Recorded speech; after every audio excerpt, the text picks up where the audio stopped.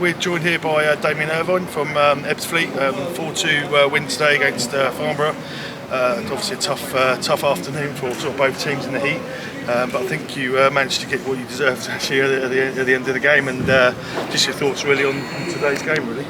Well, firstly, it was great to welcome Farnborough here and all the supporters and staff. They're a great club, and the board are wonderful, and the coaching and management staff are really good, and the fans came in good numbers and on a tough trip with no travel and transport over. So really appreciate that. The game, I think it's been a bit harsh actually. I think I don't know that 4-2 was a real reflection. I think, but for some good work from Mark Cousins, our keeper in the first half, potentially should have took the lead.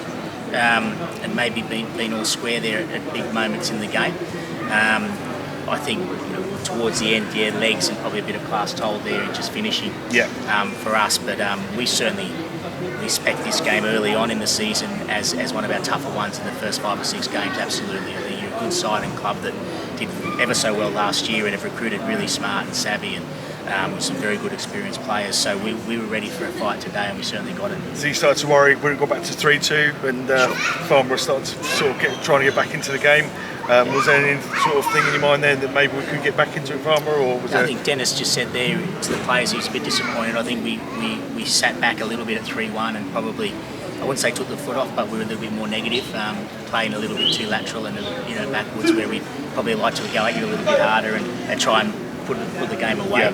3-1 up and then back to 3-2 is always a bit of a tough time, and I think it was the last 10 or 15 minutes we certainly started a bit more positive, which just sort of put the game in bed. So you've got some big things going on here, obviously with the stadium being built for next season, is it, or this season? Or no, it won't be. So we'll be here all of next season as well. Okay. With a plan then to relocate for a season or two to get it built. So you're looking at probably about 5 or 6 years until it's all. I think till full completion. Yeah, okay. But it's part of a whole master plan and precinct. So there's not much point just building big stadium for stadium's sake. It's about a mixed use commercial and retail and residential, which the area needs, and we're trying to level up the area with private funds and money where the club can make other revenues outside of just the 26 league games, which you all know it's the big problem to solve, isn't it? Yeah, sure. So disappointing, obviously last season not going up, literally come down to the wire, and obviously you've regrouped obviously to come back again in this league. So was that quite a tough pill to take?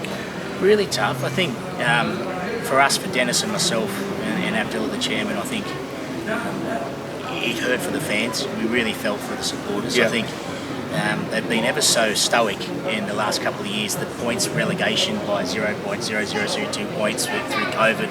I think, and it's not an overstatement, I think we were probably the most unfairly dealt with club through the COVID, and they have to make decisions that can't suit anyone. We just happen to be the most unlucky of all the divisions. We're the only club to be relegated into a relegation zone by points per game. So we really felt for the fans. They've been so supportive during the COVID period, and then coming back last year. So we'd love to have delivered a straight back bounce up for them. Kick in the teeth for them. But again, it's a cliche. This year's a new year, and we've rectified a few things we felt we could rectify there just to strengthen. So hopefully that And the fans have obviously come back in great numbers today. You've got great support, obviously home support, over 1,000 attendance, which you must be pleased about.